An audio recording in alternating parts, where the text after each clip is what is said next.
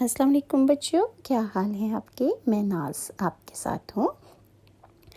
آج میں آپ کو شداد کی جنت کے بارے میں، اس کی حالات زندگی کے بارے میں بتاؤں گی۔ اور بچوں، بعض مفسرین کہتے ہیں کہ شداد کی جنت ایک فرضی بات ہے، بعض کہتے ہیں کہ کچھ حدیث سے اس کا حوالہ ملتا ہے، لیکن کچھ مفسرین کہتے ہیں کہ یہ قوم عاد میں سے تھا اور یہ حقیقی کہانی ہے۔ لیکن جو بھی ہسٹری سے مجھے ملا، ہسٹری جو کہتی ہے وہ میں آپ کو بتاتی ہوں کہ کہا جاتا ہے کہ اللہ تعالیٰ نے ملک الموت سے پوچھا کہ تجھ کو کس بندے کی روح قبض کرتے وقت کبھی رحم بھی آیا یا نہیں آیا؟ ملک الموت نے عرض کیا، اللہ رب العزت، مجھ کو 2 روح کی جان نکالنے میں بہت تکلیف ہوئی اور میرا بڑا دل دکھا۔ اگر تیرا حکم نہ ہوتا تو میں ہرگز ان کی جان نہ نکالتا۔ نیلے بے کراں سمندر میں ایک چھوٹا سا جہاز اپنی منزل کی جانب رواں دواں تھا۔ جہاز میں بہت سارے مسافروں کے علاوہ ایک عورت ایسی بھی تھی جس کی بچہ پیدا ہونے والا تھا۔ پرسکون سمندر میں اچانک ہی لہریں اٹھنے لگیں اور ساتھ ہی تیز ہوا ہو گئی اور دیکھتے ہی دیکھتے ہوا نے طوفان کا رخ اختیار کر لیا۔ وہ سمندر سے اٹھنے والی لہروں نے جہاز سے ٹکرا کر اسے ہچکولے کھانے پر مجبور کر دیا۔ سبھی مسافر حیران پریشان سمجھنے کی کوشش کر رہے تھے کہ اچانک ہی موسم نے اپنا مزاج کیسے بدل لیا۔ طوفان بڑھتا جا رہا تھا اور مسافر زندگی کی دعائیں مانگ رہے تھے، لیکن اللہ تعالیٰ کو کچھ اور ہی منظور تھا۔ ہوا کی تیز جھکڑ مار رہی تھی اور طوفانی ہوائیں چل رہی تھیں اور سمندر کی طاقتور موجوں نے جہاز کو توڑ کر ٹکڑوں میں بدل دیا۔ جن مسافروں کو تیرنا آتا تھا وہ تیر کر اپنی جان بچانے کی جی توڑ کوششیں کر رہے تھے۔ وہ عورت جس کو بچہ ہونے والا تھا جہاز ڈوبنے کے خوف اور طوفان کی دہشت سے بے ہوش ہو چکی تھی اور جہاز کے ٹوٹے ہوئے ایک تختے پر پڑی ہوئی تھی۔ یہ تختہ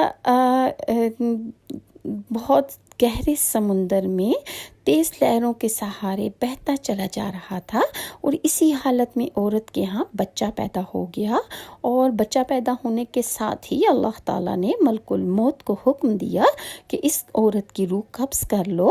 تو اسرائیل کہتے ہیں کہ اس عورت کو مطلب اللہ کا حکم تو مجھے ماننا ہی تھا ہر صورت، اور وہ عورت جو تھی وہ بے سر و سامانی کے عالم میں، وہ بچہ بھی اسی طرح تختہ پر پڑا ہوا تھا۔ اور مجھے جب حکم ملا کہ اس عورت کی روح نکال لے تو مجھے اس وقت بڑی تکلیف ہوئی۔ بے سر و سامانی کی حالت میں اکیلے ہی بچہ تختے پر پڑا رہا اور وہ تختہ کئی دنوں بعد سمندر کے کنارے آ لگا اللہ کے حکم سے، اور کنارے پر موجود ایک مہتر نے جو یہ دلسوز نظارہ دیکھا تو لپک کر بچے کو اٹھا لیا اور میت کو وہیں قریب زمین میں کھود کر اس کو دفن کر دیا، یعنی بچے کی ماں کو دفن کر دیا اور بچے کو اپنے ساتھ لے کر گھر آ گیا۔ مہتر جب بچہ لے کر گھر پہنچا تو بچے کو دیکھ کر اس کی بیوی بہت خوش ہوئی، کیونکہ اس کے یہاں کوئی اولاد نہیں تھی اور انہوں نے بچے کا نام شداد رکھا۔ مہتر اس کی بیوی اس بچے کے لاڈ و پیار سے پرورش کرنے لگے، یہاں تک کہ وہ بچہ 7 برس کا ہو گیا۔ اتنی کم عمر میں شداد نہایت ہی ذہین، عقل مند اور چالاک بھی بہت زیادہ تھا۔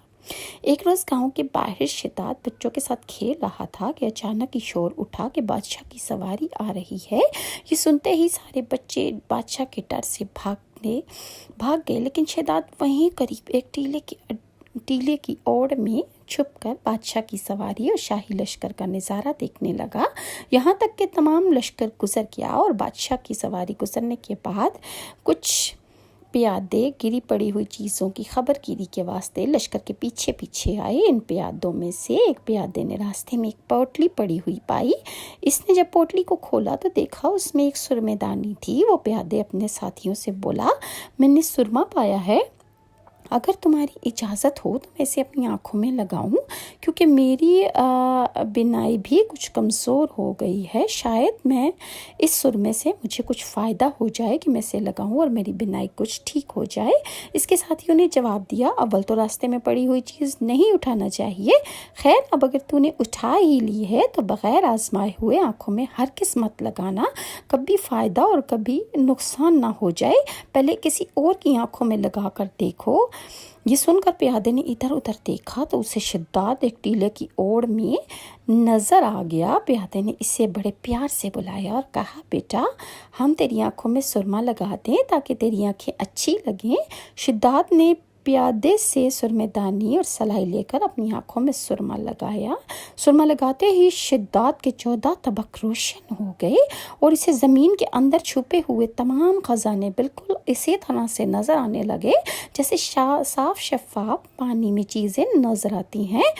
شداد حد سے زیادہ چلاک اور ہوشیار تو تھا ہی، لہٰذا اس نے اپنی چالاکی اور عقل مندی سے چلانا شروع کر دیا، شور مچانا شروع کر دیا۔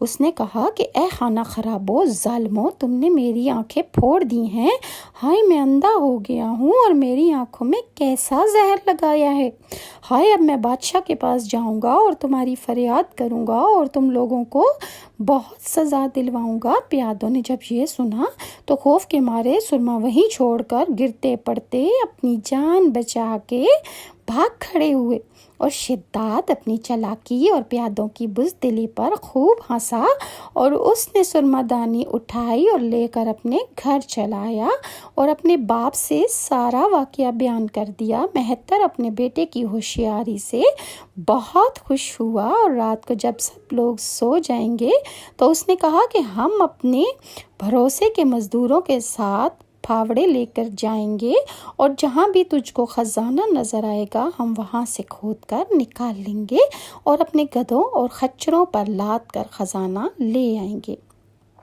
اسی طرح شداد نے بہت سا مال و دولت اور جواہر اکٹھے کر لیے تھے اور سب گاؤں والوں کو آئے دن دعوتیں کر کر کے اپنا ہمدرد اور رفیق بنانے لگا۔ کچھ عرصے بعد شداد نے اس گاؤں کے سردار کو قتل کر کے اس کی جگہ خود سردار بن بیٹھا، اور یہ خبر پھیلتے پھیلتے حاکموں فوجداروں کو بھی پہنچی تو انہوں نے شداد کو سزا دینے کا ارادہ کیا۔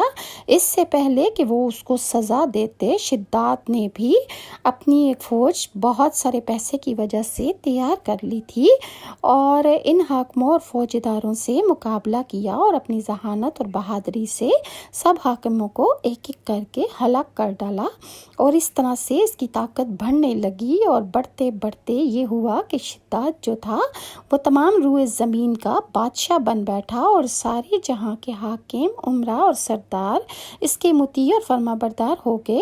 شداد نے بے پناہ خزانے جمع کر لیے تھے اور اپنا لشکر اس قدر وسیع اور مضبوط بنا لیا تھا کہ ہر طرف اسی کا حکم چلتا تھا۔ اپنی طاقت اور بہترین حکمت عملی کے ذریعے شداد نے اپنی سلطنت کو کمال عروج بخشا تھا اور روئے زمین کے کسی انسان کو اتنی طاقت نہیں ملی تھی کہ اس کا مقابلہ کر سکے۔ بے پناہ خزانوں اور مال و دولت، وسیع و عریض سلطنت، عظیم الشان لاؤ لشکر اور اپنی ذہانت و طاقت کی وجہ سے شداد اب غرور اور تکبر میں مبتلا ہو گیا تھا اور اس ظالم نے دعویٰ خدائی کر ڈالا۔ اس نے لوگوں سے کہا کہ میں خدا ہوں اور میرے پاس بہت طاقت، بہت پیسہ اور سب کچھ موجود ہے۔ عالموں اور واعظوں نے اس ملعون کو پند و نصیحت کی، اس کو سمجھایا کہ اللہ کے خوف سے اور اللہ کا خوف کھائے اور اسی کی عبادت کرے کہ اس کے پاس جو کچھ بھی ہے وہ خدائے واحد کا عطا کیا ہوا ہے۔ اور اس کے بعد کیا ہوا نیکسٹ ویڈیو میں ضرور سنیے گا، اور میرے چینل کو لائک اور سبسکرائب ضرور کیجیے گا۔ ناز کو اجازت دیجیے، اللہ حافظ۔